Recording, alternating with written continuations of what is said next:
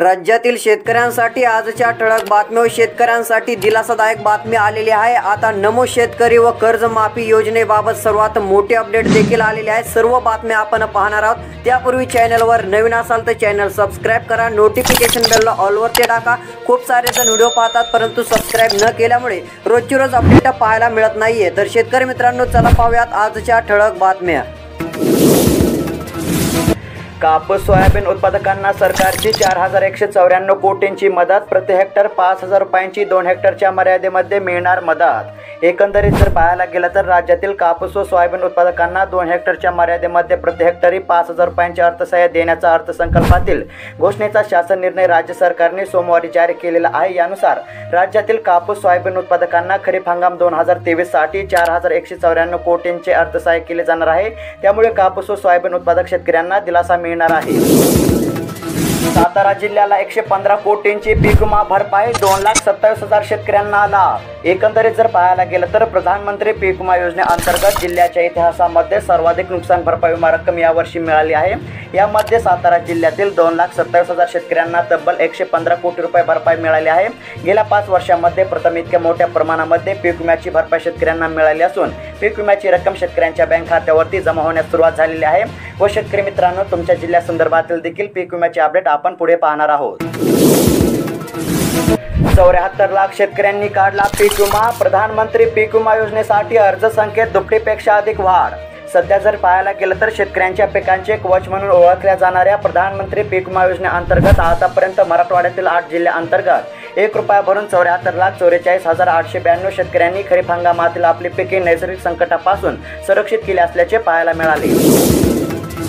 पीक विमा नुकसान भरपाई हवी तर करा पीक पेरा नोंदणी, अन्यथा भरपाईपासून वंचित राहाल। मोबाईल सेतू सुविधा केंद्र किंवा आपले सरकार येथे नोंद करण्याचे शेतकऱ्यांना आव्हान। जर पाहायला गेलं तर शेतकऱ्यांना 1 रुपयामध्ये पंतप्रधान पीक विमा योजना सुविधा दिली जात आहे।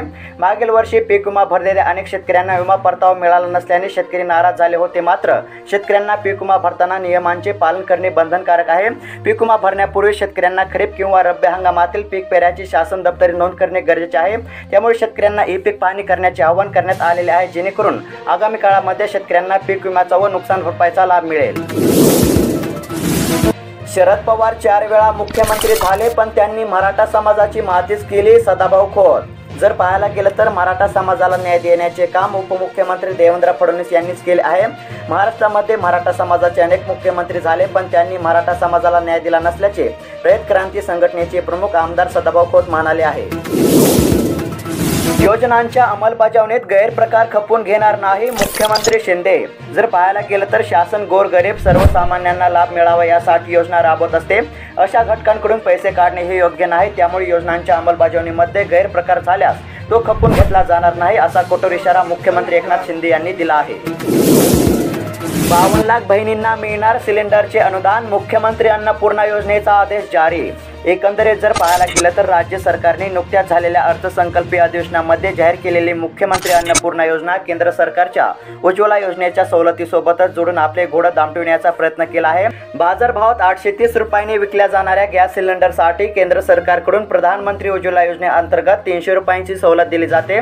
तर यापुढे राज्य सरकार मुख्यमंत्री अन्नपूर्णा योजनेतून 3 गॅस सिलेंडरचे उर्वरित 530 रुपये अनुदान थेट बँक खात्यावरती जमा करणार आहे। प्रतीक्षा संपली, वंचित 12,000 शेतकऱ्यांना मिळणार 50,000 रुपये प्रोत्साहन अनुदान। सध्या जर पाहायला गेलं तर राज्य शासनाने नियमित कर्ज परतफेड करणाऱ्या शेतकऱ्यांना महात्मा ज्योतिराव फुले कर्जमुक्ती योजना 2019 अंतर्गत 50,000 रुपये प्रोत्साहन अनुदान दिले आहे। मात्र अनेक शेतकरी या अनुदानापासून वंचित राहिलेले होते। त्याकरिता अर्थसंकल्पीय अधिवेशनामध्ये शासनाने परिपत्रक जारी केले होते। यामध्ये एका वर्षामध्ये 2 वेळा पीक कर्ज घेतलेल्या शेतकऱ्यांच्या याद्या तयार करण्याचे आदेश दिले असून ऑनलाईन पद्धतीने अनुदान शेतकऱ्यांच्या थेट बँक खात्यावर दिले जाणार आहे। यामुळे अनेक दिवसांचा हा प्रश्न मार्गी लागणार असून शेतकऱ्यांना दिलासा मिळणार आहे। नमो शेतकरी योजनेच्या आगामी 4थ्या हप्त्यासंदर्भातील दिलासा देणारी बातमी, 4थ्या हप्त्याची रक्कम लवकरच शेतकऱ्यांच्या खात्यावर होणार जमा। जर पाहायला गेलं तर या योजनेचे शेतकऱ्यांना 3 हप्ते मिळाले असून आता शेतकरी नमो शेतकरी योजनेचा 4था हप्ता जाहीर होण्याची प्रतीक्षा करत आहेत। तसेच 4थ्या हप्त्याची रक्कम लवकरच शेतकऱ्यांच्या खात्यावर जमा होणार आहे। राज्य सरकारने नमो शेतकरी महासन्मान निधी योजनेची तातडीने अंमलबजावणी सुरू केली असून योजनेच्या 4थ्या हप्त्याची रक्कम याच महिन्यामध्ये राज्यातील शेतकऱ्यांच्या बँक खात्यावरती जमा होणार आहे।